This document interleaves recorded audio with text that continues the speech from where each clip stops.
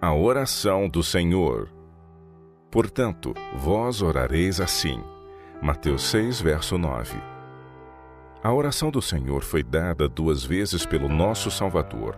Primeiro à multidão no Sermão da Montanha, e outra vez só aos discípulos meses mais tarde. Eles tinham estado longe do seu Senhor por um breve período, quando, ao voltarem, o encontraram absorto em comunhão com Deus. Parecendo alheado da presença deles, Jesus continuou a orar em voz alta. Um brilho celeste irradiava da face do Salvador. Parecia mesmo encontrar-se na presença do invisível. E havia um vivo poder nas suas palavras, o poder de alguém que fala com Deus. O coração dos discípulos foi profundamente comovido enquanto escutavam. Tinham observado quão frequentemente Jesus passava longas horas em solitária comunhão com o Pai. Passava os dias a servir as multidões que se comprimiam à sua volta e a revelar os traiçoeiros sofismas dos rabis. Esse incessante labor deixava-o muitas vezes tão exausto que a sua mãe, os seus irmãos e até mesmo os discípulos receavam que a sua vida fosse sacrificada. Mas, ao voltar das horas de oração que encerravam o afadigado dia, notavam na sua fisionomia uma expressão de paz, uma sensação de refrigério, que parecia impregnar a sua presença. Jesus saía cada manhã depois de passar horas com Deus para levar aos homens a luz do céu. Os discípulos relacionaram essas horas de oração ao Pai com o poder das suas palavras e obras. Agora, ao escutarem as suas súplicas, sentiram o coração encher-se de respeito e de humildade. Quando ele acabou de orar, foi com certa convicção da sua profunda necessidade que exclamaram: Senhor, ensina-nos a orar.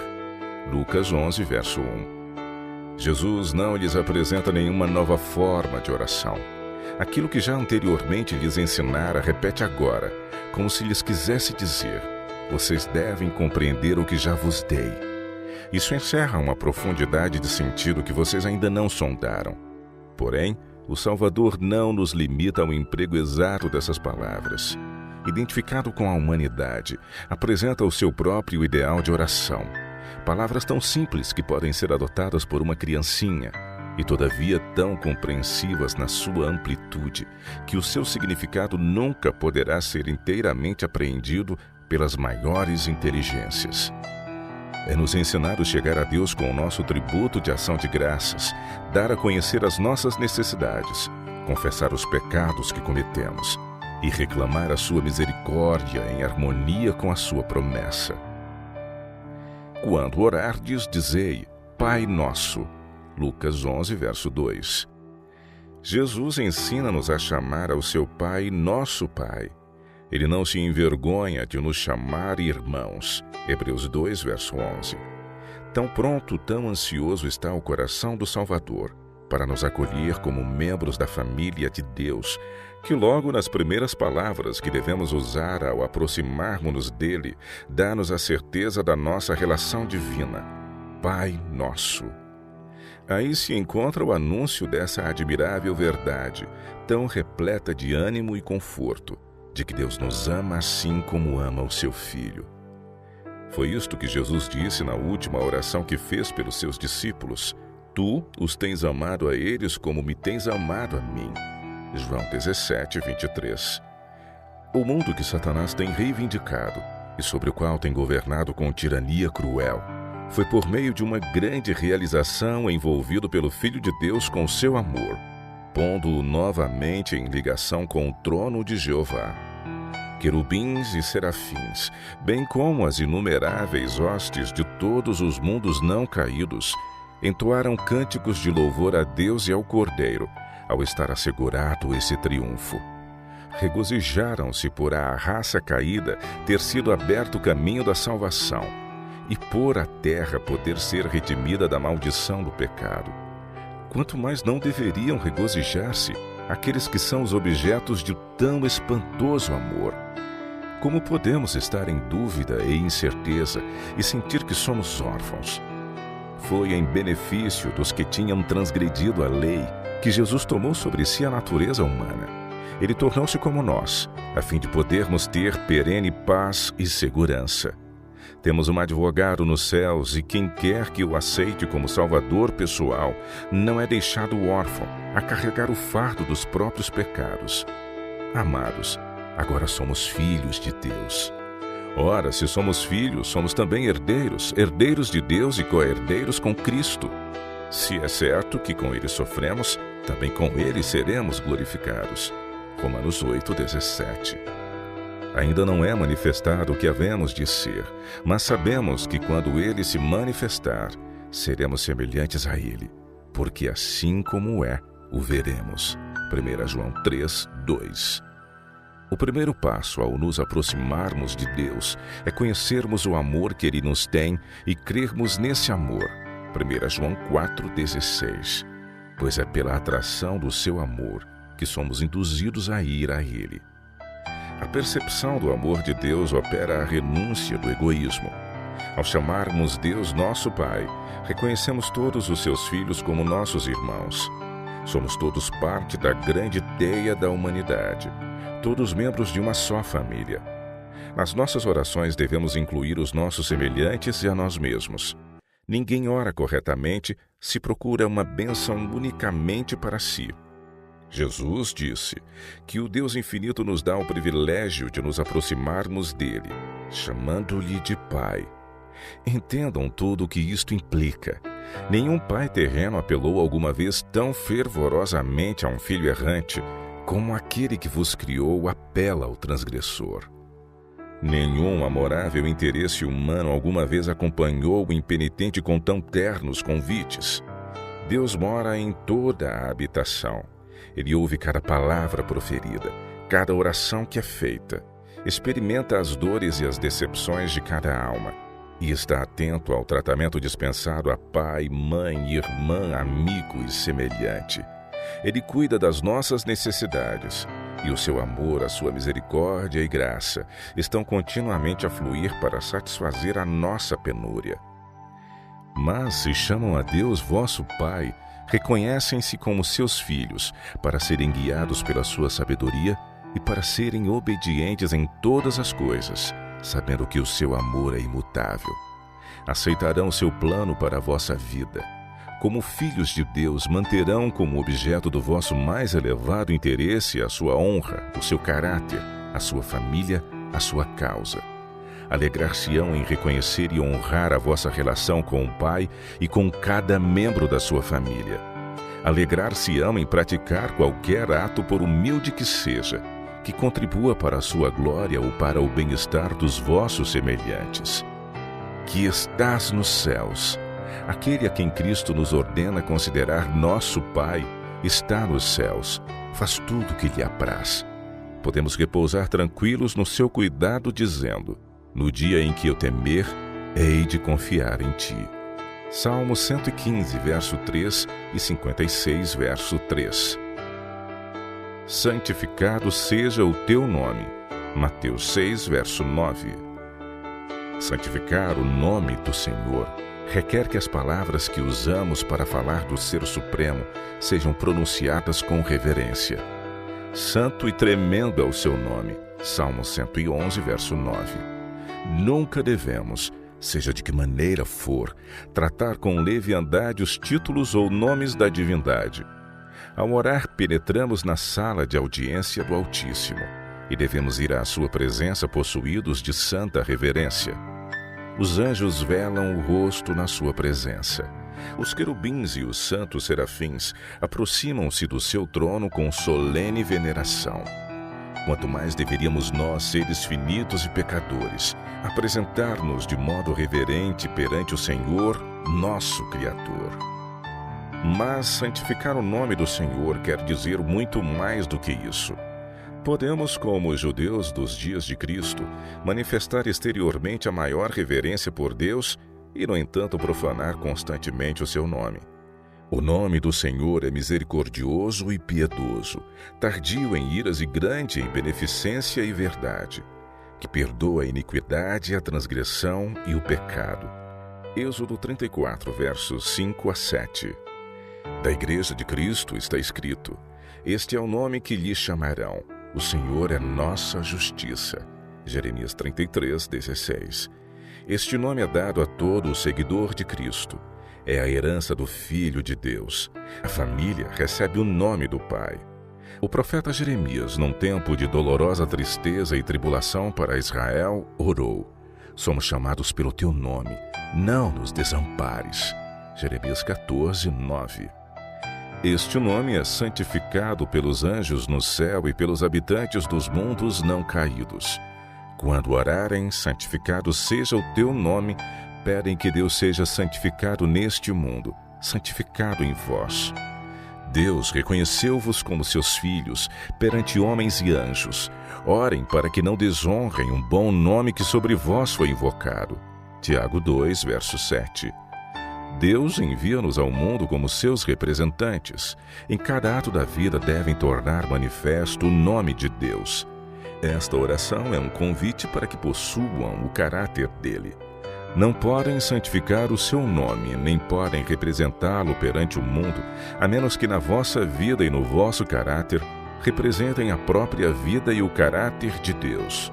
Só podem fazer isto pela aceitação da graça e da justiça de Cristo. Venha o teu reino. Mateus 6, verso 10. Deus é o nosso Pai, que nos ama e que cuida de nós como seus filhos. É também o grande Rei do universo. Os interesses do seu reino são os nossos interesses, e nós devemos trabalhar pela sua edificação. Os discípulos de Cristo esperavam a vinda imediata do reino da sua glória. Mas ao dar-lhes esta oração, Jesus ensinou que o reino não devia ser então estabelecido. Deviam orar pela sua vinda como um acontecimento ainda no futuro.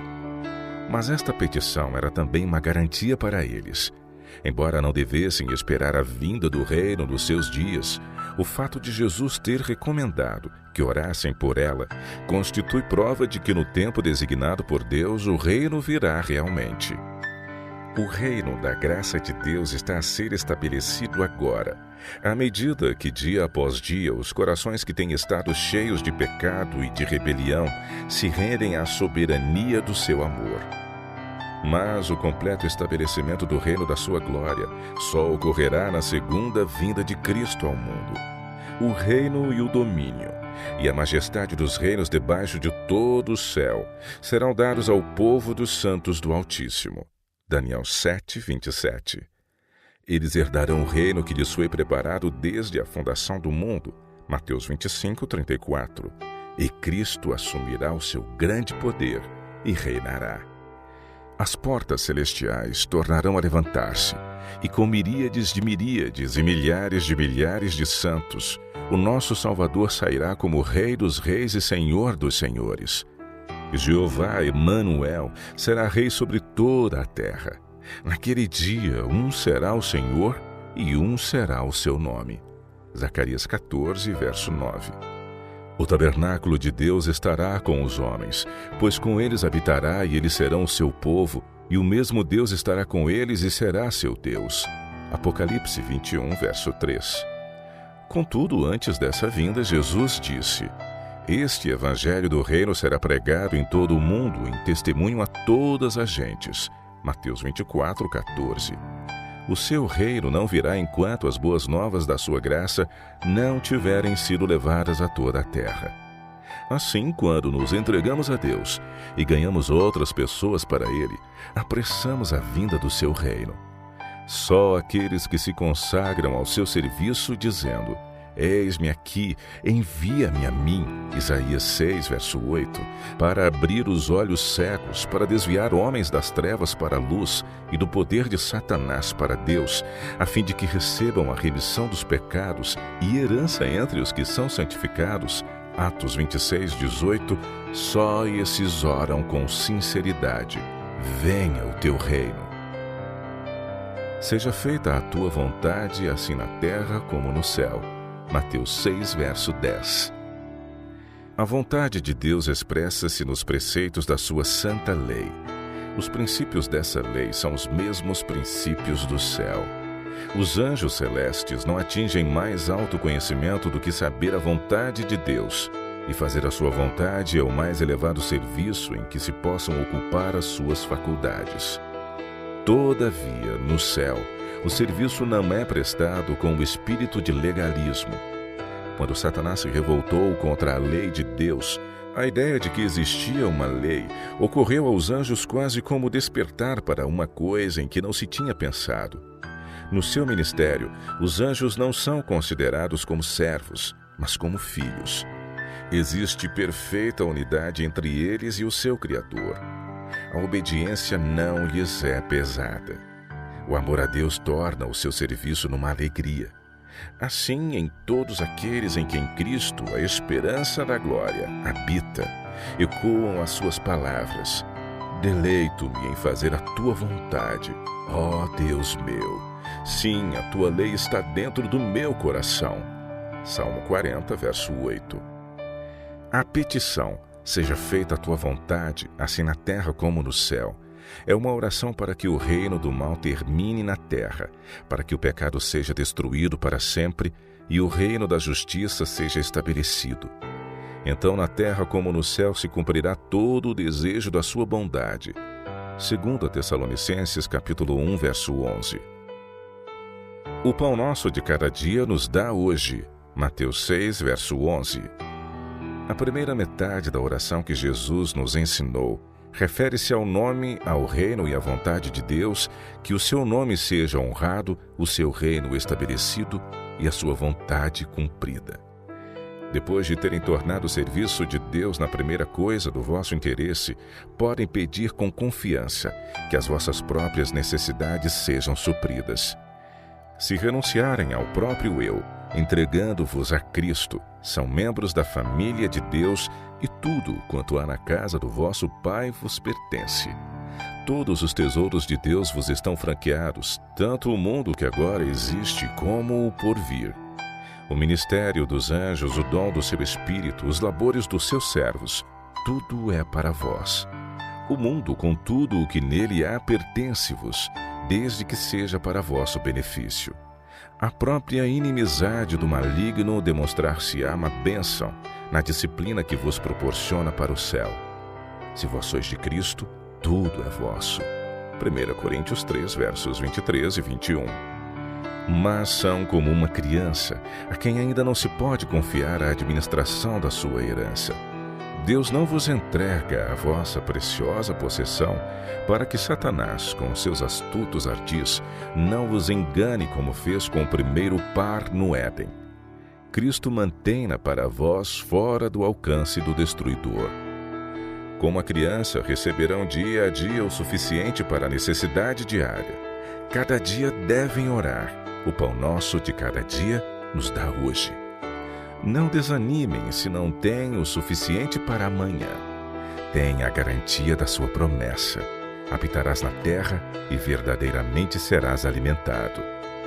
Diz Davi: fui moço e agora sou velho, mas nunca vi desamparado o justo, nem a sua descendência mendigar o pão. Salmo 37, verso 3 e 25. O Deus que mandou os corvos alimentar Elias junto ao ribeiro de Querite não passará por alto um dos seus filhos fiéis e abnegados. A respeito daquele que anda em justiça está escrito: o seu pão lhe será dado, as suas águas são certas. Isaías 33, 16. Não serão envergonhados nos dias maus, e nos dias de fome se fartarão. Salmo 37, 19. Aquele que nem mesmo a seu próprio filho poupou, antes o entregou por todos nós, como nos não dará também com ele todas as coisas? Romanos 8, 32. Aquele que aliviava os cuidados e as ansiedades da sua mãe viúva e que a ajudava a prover a casa de Nazaré, simpatiza com todas as mães na sua luta para prover alimento para os filhos. Aquele que se compadeceu das multidões, porque andavam desgarradas e errantes, Mateus 9:36, ainda se compadece dos pobres sofredores. A sua mão está estendida para eles numa bênção, e na própria oração que ensinou aos seus discípulos, ensina-nos a lembrarmos-nos dos pobres. Quando oramos: o pão nosso de cada dia nos dá hoje, pedimos para outros e também para nós próprios. reconhecemos que aquilo que Deus nos dá não é só para nós.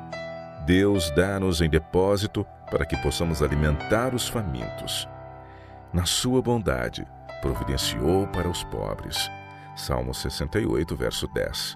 E diz: quando deres um jantar ou uma ceia, não chames os teus amigos, nem os teus irmãos, nem os teus parentes, nem vizinhos ricos. Mas, quando fizeres convite, chama os pobres, aleijados, mancos e cegos, e serás bem-aventurado, porque eles não têm com que te recompensar, mas recompensado te será na ressurreição dos justos. Lucas 14, versos de 12 a 14. Deus é poderoso para fazer abundar em vós toda a graça, a fim de que, tendo sempre em tudo toda a suficiência, abundeis em toda a boa obra. 2 Coríntios 9, verso 8. O que semeia pouco, pouco também ceifará. E o que semeia em abundância também ceifará. Verso 6. A oração pelo pão de cada dia inclui não só o alimento para sustentar o corpo, mas também o pão espiritual que nutrirá a alma para a vida eterna. Jesus ordena-nos: trabalhai não pela comida que perece, mas pela comida que permanece para a vida eterna. João 6, 27. Ele diz: eu sou o pão vivo que desceu do céu. Se alguém comer deste pão, viverá para sempre. Verso 51. O nosso Salvador é o pão da vida, e é através da contemplação do seu amor, recebendo-o no coração, que nos alimentamos do pão que desceu do céu. Recebemos Cristo através da sua palavra, e o Espírito é dado para esclarecer a palavra de Deus ao nosso entendimento, impressionando o nosso coração com as suas verdades. Assim, cada dia, ao lermos a sua palavra, Deus enviará o seu Espírito para nos revelar a verdade que nos vai fortalecer para as necessidades do dia. Deus tem um objetivo a cumprir para o nosso bem ao ensinar-nos a pedir cada dia aquilo de que necessitamos, tanto as bênçãos temporais como as espirituais. Deus deseja que reconheçamos a nossa dependência do seu cuidado constante, pois procura atrair-nos para a comunhão com Ele. Nessa comunhão com Cristo, através da oração e do estudo das grandes e preciosas verdades da sua palavra, como almas famintas seremos alimentados e saciados, como os que têm sede, seremos refrescados na fonte da vida.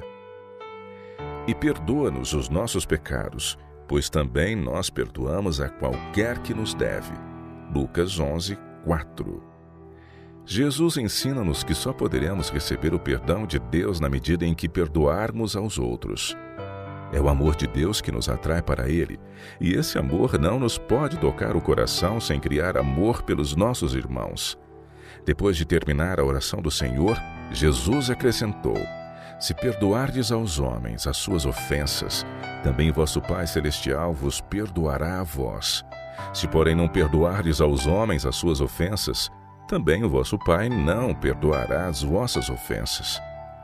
Aquele que não perdoa, destrói o próprio canal pelo qual unicamente pode receber misericórdia de Deus. Não devemos pensar que, a menos que os que nos prejudicaram confessem o mal, estamos justificados ao privá-los do nosso perdão.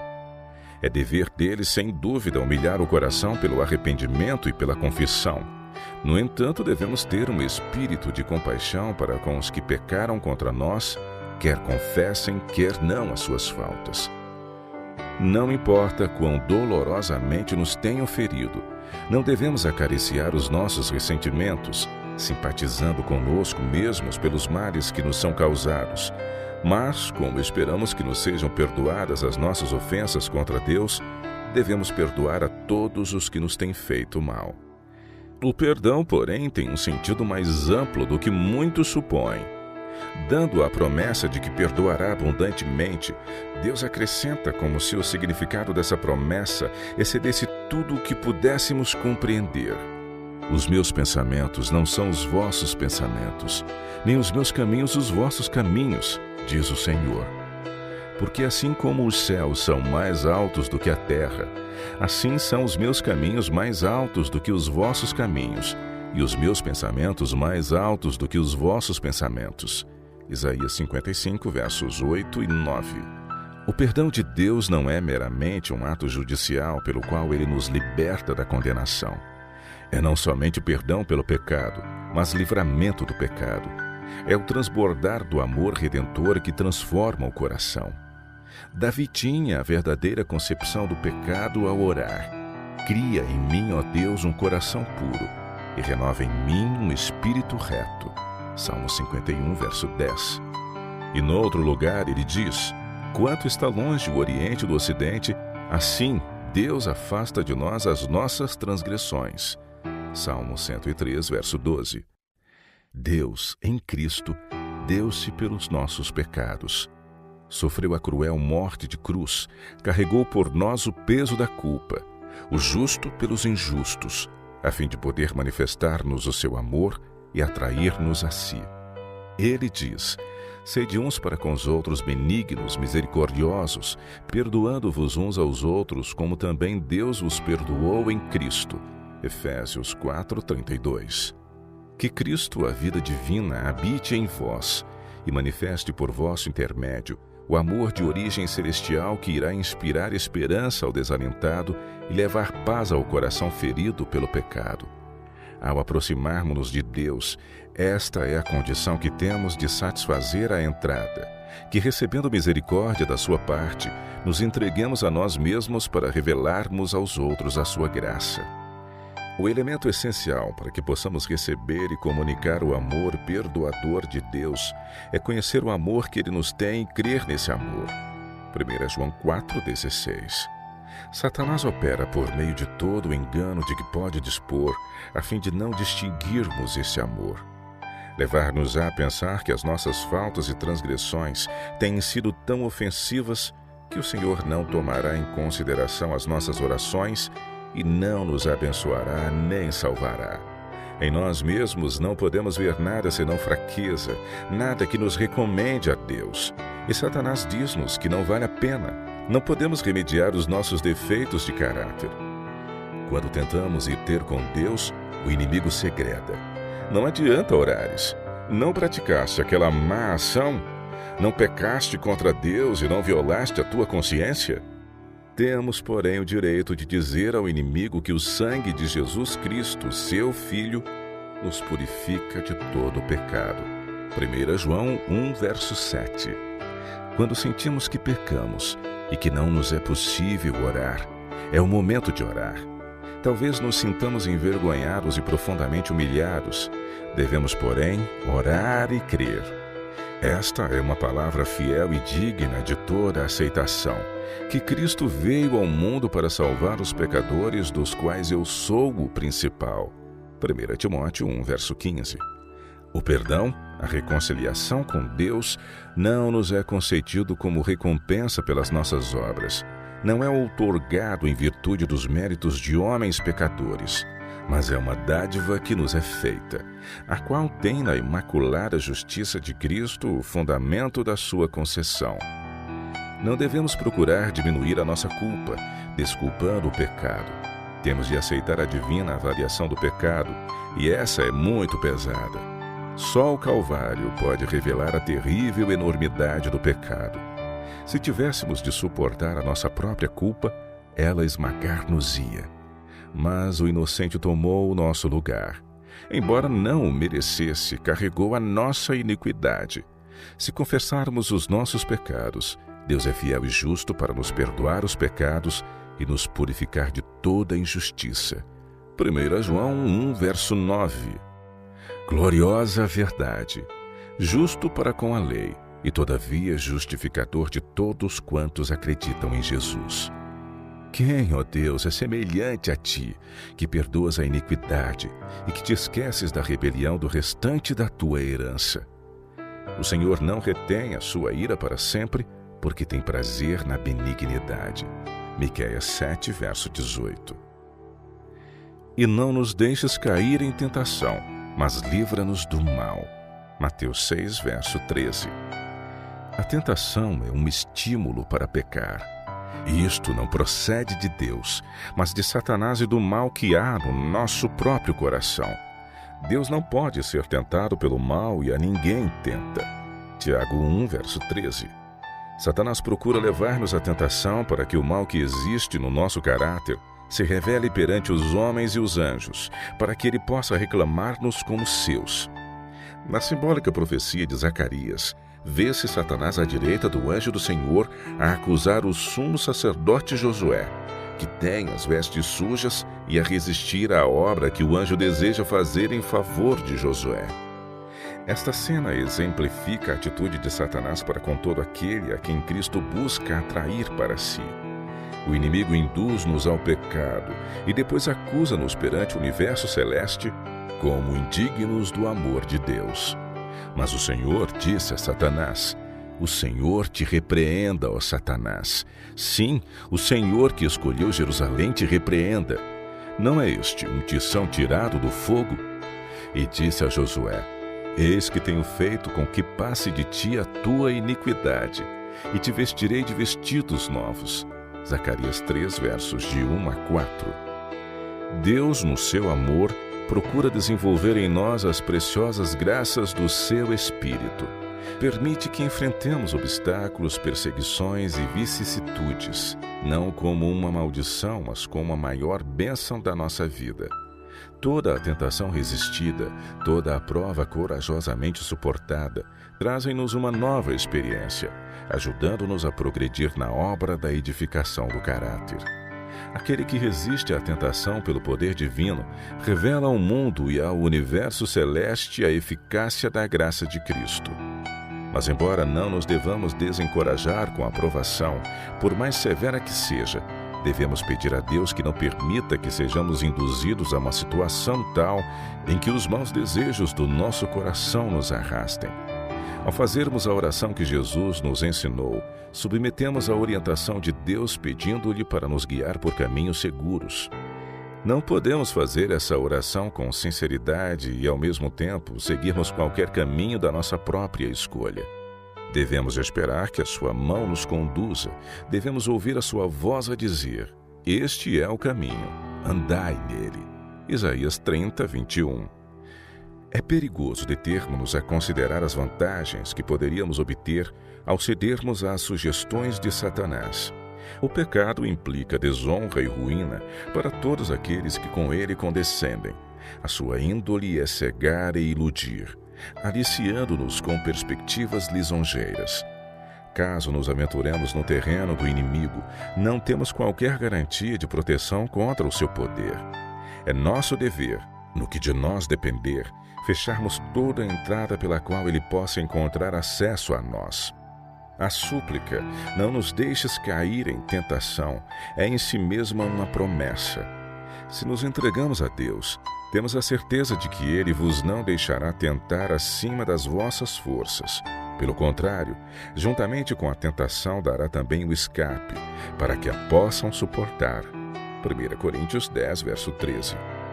A única salvaguarda contra o mal é a presença de Cristo no coração, através da fé na sua justiça. É devido ao egoísmo no nosso coração que a tentação tem poder sobre nós. No entanto, ao contemplarmos o grande amor de Deus, o egoísmo apresenta-se-nos no seu horrível e repugnante caráter, e o nosso desejo é vê-lo expulso do coração. À medida que o Espírito Santo glorifica Cristo, o nosso coração é suavizado e conquistado, as tentações perdem força e a graça de Cristo transforma o caráter. Cristo nunca abandonará aquele por quem morreu. A pessoa poderá deixá-lo e ser vencida pela tentação. Cristo, porém, não se pode nunca desviar daquele por quem pagou o resgate com a própria vida. Se a nossa visão espiritual fosse revigorada, veríamos pessoas vergadas sobre a opressão e sobrecarregadas de profundo sofrimento, como que esmagadas com uma carroça sob os feixes e prestes a morrer em desalento. Veríamos anjos a voar rapidamente em auxílio desses tentados, que parecem estar à beira de um precipício. Os anjos celestes afastam as hostes malignas que cercam essas pessoas e levam-nas a pôr os pés no firme fundamento. As batalhas travadas entre os dois exércitos são tão reais como os combates entre os exércitos deste mundo, e do resultado do conflito dependem destinos eternos. Como a Pedro é-nos dirigida a palavra. Satanás vos pediu para vos ir andar como trigo, mas eu roguei por ti, para que a tua fé não desfaleça. Lucas 22, versos 31 e 32.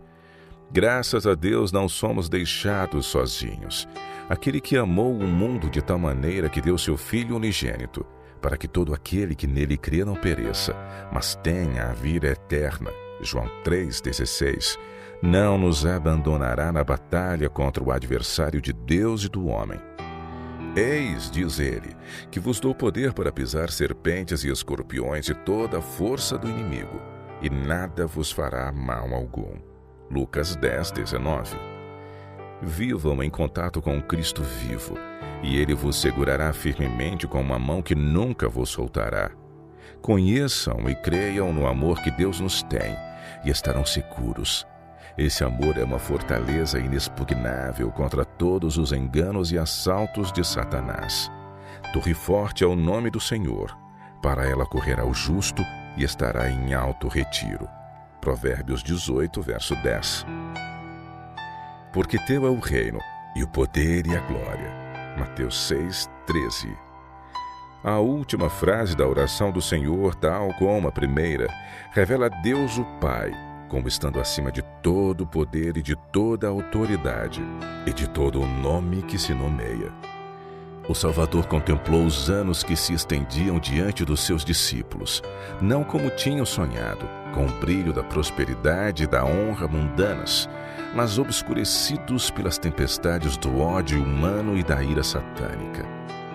Por entre os conflitos e as ruínas nacionais, os passos dos discípulos seriam rodeados de perigos, muitas vezes com o coração oprimido de temor. Eles veriam Jerusalém reduzida à desolação, o templo arrasado, o seu culto acabado para sempre, e Israel disperso por todas as terras, quais náufragos numa praia deserta. Jesus disse: E ouvireis de guerras e rumores de guerras. Se levantará nação contra nação, e reino contra reino, e haverá fomes e pestes e terremotos em vários lugares. Mas todas estas coisas são o princípio de dores. Mateus 24, de 6 a 8. Contudo, os seguidores de Cristo não deviam temer que a sua esperança ficasse perdida ou que Deus tivesse abandonado a terra. O poder e a glória pertencem àquele cujos grandes desígnios continuariam a avançar sem impedimentos rumo à consumação. Na oração que expressa suas necessidades diárias, os discípulos de Cristo foram guiados a olhar acima de todo o poder e domínio do mal para o Senhor seu Deus, cujo reino domina sobre todos e que é seu Pai e seu amigo eternamente. A ruína de Jerusalém era um símbolo da ruína final que assolará o mundo. As profecias que tiveram seu cumprimento parcial na queda de Jerusalém têm uma aplicação mais direta nos últimos dias. Encontramo-nos no limiar de grandes e solenes acontecimentos. Acha-se diante de nós uma crise como o mundo nunca testemunhou. E quão doce é para nós, como foi para os primeiros discípulos, a certeza que nos é dada de que o reino de Deus domina para sempre. O programa dos eventos futuros está nas mãos do nosso Criador. A majestade do céu tem a seu cargo o destino das nações, bem como os interesses da sua igreja. A todo o instrumento na consecução dos seus planos, como a Ciro outrora, o divino instrutor diz: Eu te cingirei ainda que tu não me conheças. Isaías 45, verso 5. Na visão do profeta Ezequiel, sob as asas do querubim havia a aparência de uma mão. Isto deve ensinar aos seus servos que é o poder divino que lhes confere o êxito. Aqueles a quem Deus emprega como seus mensageiros não devem pensar que a sua obra depende deles. Não é permitido que os seres finitos carreguem esse peso de responsabilidade. Aquele que não tosqueneja, que opera continuamente pelo cumprimento dos seus desígnios, há de levar avante a sua obra. Ele embargará as intenções dos ímpios e confundirá os conselhos dos que tramam maldades contra o seu povo. Aquele que é o Rei, o Senhor dos exércitos, senta-se entre os querubins e por entre a contenda e o tumulto das nações, continua a guardar os seus filhos. Aquele que reina nos céus é o nosso Salvador. Avalia cada provação, vigia o fogo da fornalha que há de provar cada pessoa. Quando forem derrubadas as fortalezas dos reis, quando as setas da ira penetrarem no coração dos seus inimigos, o seu povo encontrar-se-á salvo nas suas mãos. Teu, Senhor, é o poder, a grandeza, a honra, a vitória e a majestade, porque teu é tudo quanto há nos céus e na terra. Na tua mão há força e poder. Contigo está o engrandecer e a tudo dar força. 1 Crônicas 29, 11 e 12.